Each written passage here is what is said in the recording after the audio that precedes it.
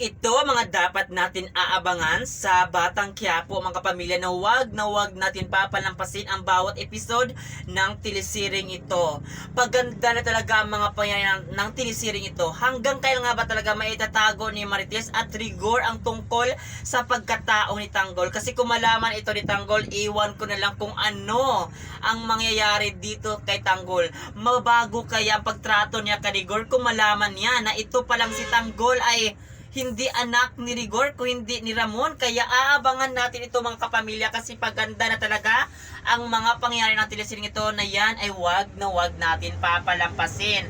Ganun pa man, natakot itong si David na magkita sila ni Mukang, kasi kung mangyari talaga na magkita silang dalawa, ay dito na nga siya mabuking na ito pala si David ay hindi anak ni Ramon, kung hindi anak ni Rigor. Kaya aabangan natin ito, mga kapamilya, kasi malapit na talaga mag-cross ang landas na mag-ama na sina Tanggol at Ramon, at yan ang pinakahihintay natin. At dito na nga talaga gagawa ng paraan si Ramon kung malaman niya na ito palang si Tanggol ang anak niya. Siyempre gagawa siya ng paraan para makalaya itong si Tanggol sa kulungan at magkasama na sila. At itong si David, parang may gagawin siyang masama dito, kasi nga pinagluloko niya itong si Ramon.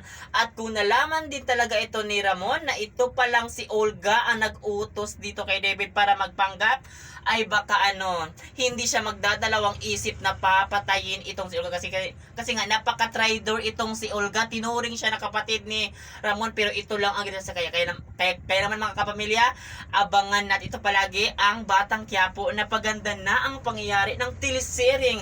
Lagi natin inaabangan tuwing gabi. At yun lang, mga kapamilya, maraming salamat sa panonood dito sa Batang Quiapo. Thank you.